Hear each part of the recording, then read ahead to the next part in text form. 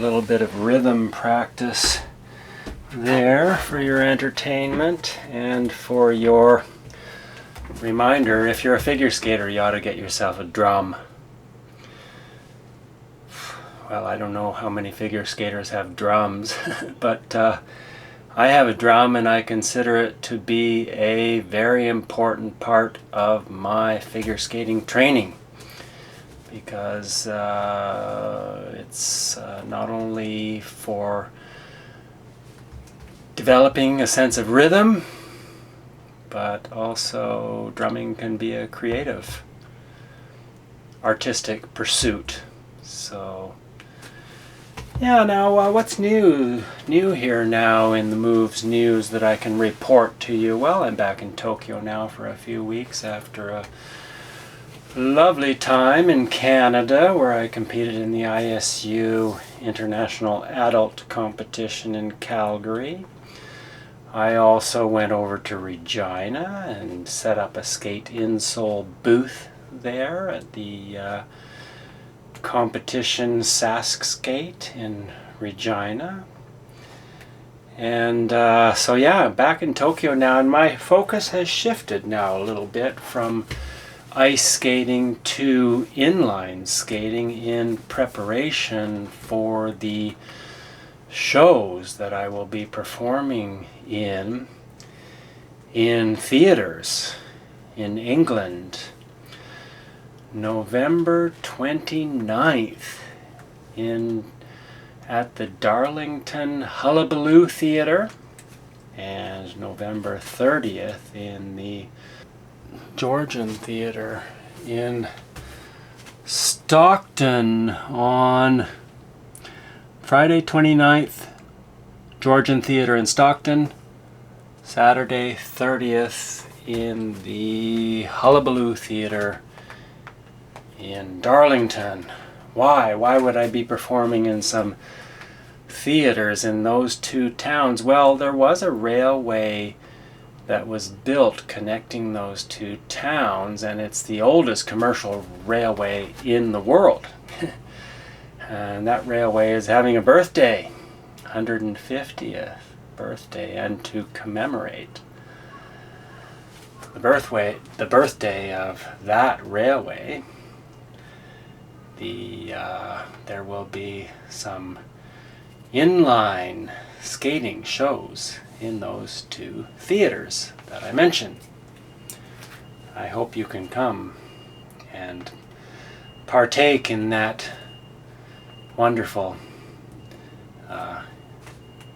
event. Okay, so now I want to talk actually today about the psychology of learning, in a sense, and how we can maximize our progress based on how we handle our lessons. Many skaters, and I've been there too when I was younger, I took lessons, of course, and yeah, I remember that there's kind of a phenomenon of wanting to impress your coach, and I get it, and that's kind of maybe important, but it's not the primary reason why you take a lesson. The primary reason why you take a lesson is not to impress your coach. The primary reason for taking a lesson is so that you can learn something from your coach and apply what you learn. And I think most coaching nowadays, from my observation and from my experience in teaching, is too much weighted in the direction of impressing and not enough weighted in the direction of taking advice from your coach and doing the difficult work to improve or modify your technique. And one of the reasons for this, I believe, is that often when we make changes in our technique, things get worse before they get better. it takes some time and effort, and it can often be frustrating to make changes. And often we don't notice the benefits of those changes until later. This is what we learn from experience. We learn that when we want to make changes to our technique, when we want to improve our technique, that it's an investment in time. It's not a quick fix always. It can be. Sometimes your coach tells you something, or if you're just practicing yourself, you have some epiphany. You realize that, oh, if I do things this way, things are going to be better, and you try it and it's suddenly better. It could be. But more often than not, that's not really the way things go. For example, let's say you want to get rid of the pauses leading into mostly axels and loop jumps. Skaters tend to wait on the back outside edge. They get their, they get into a state of kind of ambient relaxation, which is part of good preparation. You want to be in a state of good relaxation and balance. And so by pausing and waiting, you can kind of establish that relaxed feeling, which can enhance your jump in a certain way. But it also has a downside for many reasons, as I've explained before. We want to have rhythm and momentum into our jumps ultimately to make the jumps easier, and so that the preparation for our jumps fits into the musicality. The music tends to have a constant rhythm, and we want to dance the whole program. So if we tend to have pauses going into our axel or loop jump, most skaters nowadays, they go on a back, they skate backwards on 2 feet on a straight line. Okay, now I'm ready. And then they do the jump. Well, overcome that. And it's not easy, but you can do it gradually. You can gradually shorten the waiting time, and you can practice and get to the point where you've got a sense of rhythm into your. This is what I've done this in my career. I used to pause going into my jumps and then take a stab at it, and so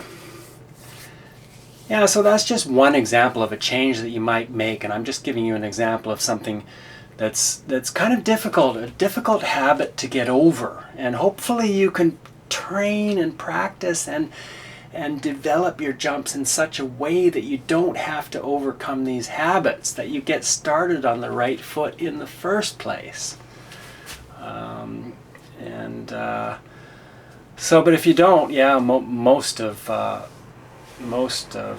practice now is reminders and overcoming habits and things like that. So, and it takes a certain humility to make this type of progress. You have to realize that and understand that you have some weaknesses, you have some defects, and that you want to improve those. And a skater might think to themselves, well, I've done beautiful triple Salchows before, so I just need to try one more and hope that I can do this one well. And while my coach watches me, please watch me do my triple Salchow. And that is a motivating factor, of course, to have somebody watching you. It's very, very much more difficult to perform your difficult maneuvers in an empty ice rink where there's nobody there to watch you, right? Yes, oh yes, of course. Yes, we feed off each other's energy, and a nice environment where we have somebody that paying attention to us and watching us and giving us tips, and that is important. But really, you want to take what your coach says, break things down. In some cases, go back to basics and rebuild your foundation for the longer term benefit. And so my message here is not only for skaters but also for coaches. Because it's easy for a coach to just watch and say, okay, good, and encourage your skater. Oh, yeah, you're almost there. Come on, try again. You can do it, without giving any real technical advice. And many skaters don't. Many coaches don't give so much technical advice. They're just more or less there to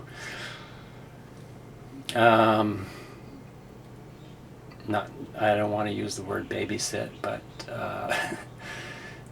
to to encourage skaters. That's an important part of coaching, is to give encouragement and to try to develop a skater's sense of self-esteem. But ultimately, we want to show a little tough love, and we want to check our skaters on not applying what we teach them as coaches. So if you want to make the ultimate long-term progress, you will understand that there's a difference, that there's a dichotomy between practice and performance. In practice, we use our brains more.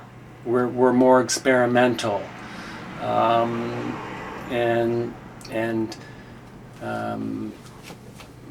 being more experimental and using our brains more in itself is kind of like not all about the flow that's necessary to do a maneuver well. We stop and think. When I was younger, coaches often used the term check, which meant check your position, like pause and check your position, make sure it's right, and then do your jump. Well, this is I understand now, was a real not such a good idea in coaching. I realized that continuous motion is really more what athletes want to strive for. And so but you use your mind when you're practicing, and then in performance you've already done the hard work, you've developed your technique, and you're going to think more in performance about the environment, who's watching, how the music inspires you, the aspects that have more to do with the performance itself and not the specific matters of technique. So we want to shift more. I don't know if you would describe it as shift more as coming from the heart more than from the mind in performance. Certainly going by feel, relying on your muscle memory that you've developed through cogitation.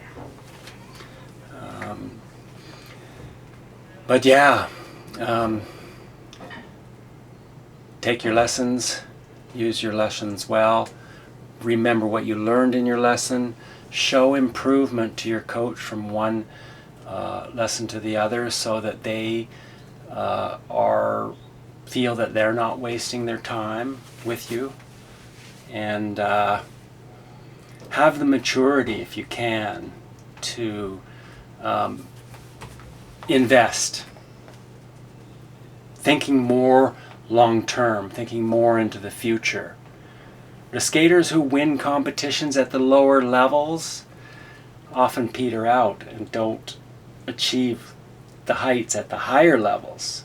So if you aspire to be, a world champion or high level good skater, you're not really so much concerned with winning competitions at the lower level. You're not so much concerned with passing tests.